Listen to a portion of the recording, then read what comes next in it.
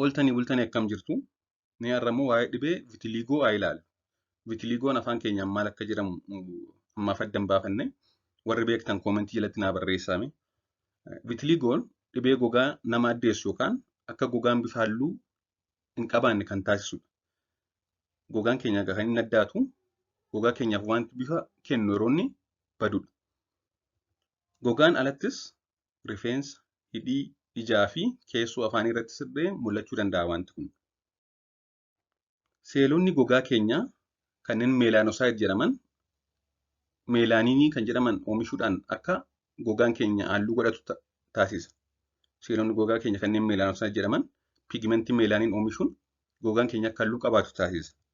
Vitiliigoon immoo kan namatti dhufu seelonni kunneen jechuunis meelaanosaayit warri jedhaman kun warri meelaaniin oomishaman kun yeroo du'an yookaan yeroo dalagaa ala ta'an yeroo dhabamsiifamanidha.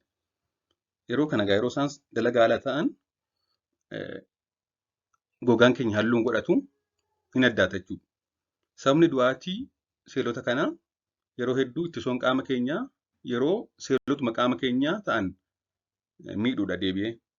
Noormaalii ittisoon qaama keenyaa nu miidhuu qabu. Dhibee adda addaarraadha kan inni ittisuu qabu. Haa ta'u malee namoota tokko tokko biratti ittisoon qaama isaanii kan dhibee adda addaarraa isaan ittisuu malu deebi'ee qaama isaanii yeroo hubu keessumaa seelota meelaanosaayit jedhaman kana yeroo hubu dhibee kana fida. Dhibeen kun kan namatti darbu miti. Nama dhibee kana qabu waliin jiraachuunis ta'e tuttuqqaa qabaachuun namatti hin dabarsu dhibee kana. Qomoodhaan yookaan sanyiidhaanis kan deemu miti. Abaarsas miti jechuudha. Namoota gogaan isaanii gurraacha ta'an irratti waan gurraacha ta'aniif kanneen adii ta'an irra faranjoota irra moor piroominant ta'ee mul'ata. Dhibeen kun lubbuu namaa hin galaafatu akkasumas turtii lubbuu jiraachuu hin xiqqeessu. Haa ta'u malee xinsammuu garaagaraaf nama saaxila. Dhibee xinsammuu garaagaraaf bareedina irratti effektii waan qabuuf.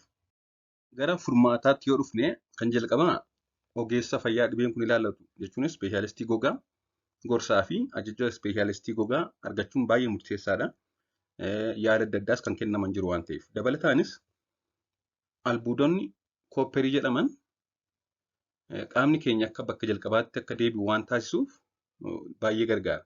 Albuudni koopperii dhibeen kun akka fooyya'u kanneen taasisan keessaa tokkodha.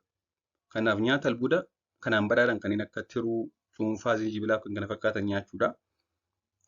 Akkasumas akka nyaanni kun absorb hin taane gara qaama keenyaatti hin fudhatamne kanneen taasisan hir'isuudha. Kanneen akka shaayii, alkoolii fi kan biroo. Isaan kun akka qaamni keenya albuuda koopperii ofitti hin fudhanne taasisu waan ta'eef ofirraa hir'isuudha. Nyaata albuuda kanaan badhaadhaan kanneen akka suphee diimaa, zinjibila kan kana fakkaatan fayyadamuudha. Suphee diimaa jechuun yeroo hedduu meeshaalee akka eelee, okkotee kan baadiyyaatti bishaan baatan kana isaan irraa qopheessanidha. Isaan kun egaa bakka sanatti yoo dibanne suphee diimaa kana bakka sanatti yoo irra deddeebinee dibanne ni fooyyessa jedhama. Sababni isaas albuuda koopperiidhaan badhaadhoo waan ta'aniif. Garbiraan nyaata vaayitaaminii garaagaraa qaban kan akka vaayitaamin C, B12, fooliik asiidiidhaan badhaadhan kanneen akka aannan, killee, turuu kan kana fakkaatan soorachuu, bishaan gahaa dhuguu, dibata garaagaraa kan gogaa keenya waliin hin deemne kan nu miidhan ofirraa hir'isuu fi kan gogaa keenya waliin deeman kan nuuf ta'an adda baafannee fayyadamu. Kosmootiksii yookaan dibata adda addaa meekaappii adda addaa jechuudha. Akkasumas ifa aduurraa of eeguu yookaan dibaabee fayyadamuu yookaan ifa aduu keessa deemuu dhiisuu yookaan dibata adda addaa kanneen akka saaniskiriinii kanneen jedhaman isaan kana fayyadamu. Dabalataanis kuduraa fi muduraa garaagaraa keessattuu paappayaan kanaaf ni fayyada. Kanaaf cuunfaa paappayaa isaa dhuguu yookaan immoo paappayaa kana keessa isaa bakka addaati kanatti dibuu. Akkasumas yaaddoo fi dhiphina sammuu hir'isuu. Namni istireesii qabu, yaaddoo dhiphina sammuu qabu, hirriba gahaa hin rafne dhibeen kun itti hammaata waan ta'eef isa kanarraa hanga danda'ame of qusachuudha. Turtii gaarii galatoomaa.